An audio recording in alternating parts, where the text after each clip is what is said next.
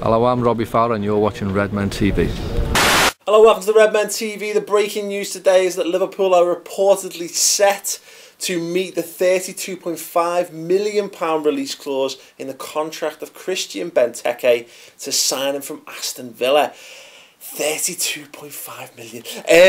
I'm very interested to know people's thoughts on this, so do let me know them in the comments section below. Obviously not signed yet, not 100% agreed yet, but certainly looks like it's taking massive strides in that direction. We've discussed Christian Benteke loads. We've spent almost as much time talking about him as we have about Raheem Sterling in the last week or two. We've done more on the subscriber shows this week. We can go and check out. But before that, I think that I'm not absolutely over the moon. I'm not absolutely thrilled. I'm not doing cartwheels. I'm not flipping, celebrating and all that kind of stuff, like, because £32.5 million is a lot of money.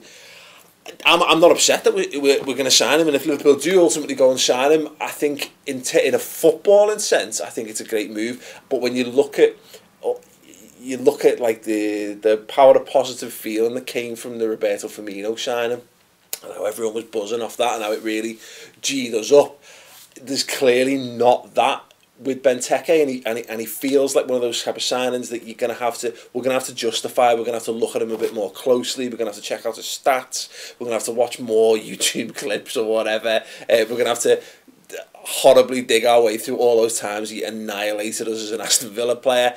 And probably when we look at that and we look at it in sort of like in the cold light of day or whatever, I think it actually will seem, even though that's quite a negative analogy to use, I think it will seem like a really good move when we really look at it. It's not one of those ones that sets the pulse racing and gets you thinking, wow, about this amazing footy we're going to play with Christian Benteke leading the line. And is that because we play too much FIFA and Pro Evo and Footy Manager?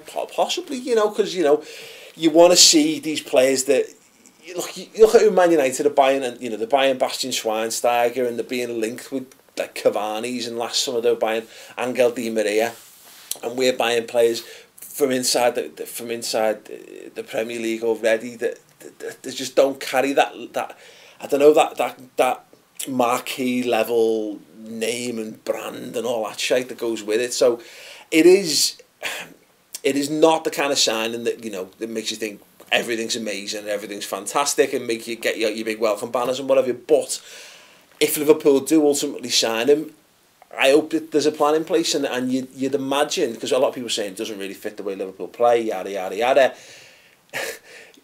We don't know how Liverpool are going to play this season. I think we're going to play a brand of a bit more direct football, and you've got to look at where Liverpool fell down last year. We had no one who could really, if you're going to play one up front, none of the strikers we had last season could do that job adequately. And even Daniel Sturridge, when he was back, and I know he wasn't fully fit, I'm not sure even a fully fit Daniel Sturridge can do that job brilliantly on his own.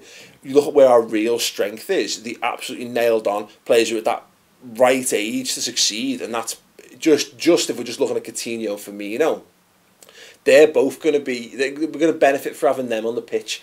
And if you can get players like that in and around, someone who can hold the ball up, I think we'll see the best out of the likes of Phil Coutinho and Firmino. And then, of course, you've got Lallana and Ibe and Markovic as well. So it makes sense to me in that regard. But like I say, I'm interested to know your thoughts. Are you absolutely raging about this? Because I've seen so much. And we've obviously put some comments up. So many people who are just dead angry with it. I don't get that. I don't get being raging about it. I really don't. Ultimately, this is the manager's decision to go and buy. If you don't back the manager, that's kind of fair play, but ultimately he is the manager, and you do actually have to back him, and you have to back his decisions, and he's got to back himself. And if that's what he believes that he needs to make Liverpool a success again, hey, great, let's see. I'm looking forward to the new season.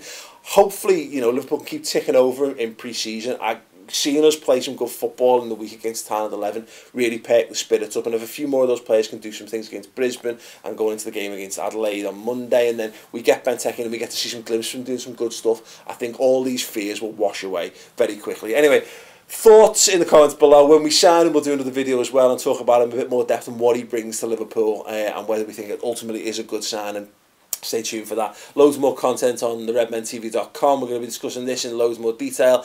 We're answering your questions on the RMTV Question Time show. I'll answer to that at the end of the video. Click through. It's free for a month. It's good. 60-minute shows. Always worth a watch. Video thumbs up. Comments below. As I've said 20 times already now. So do it. And we'll see you soon.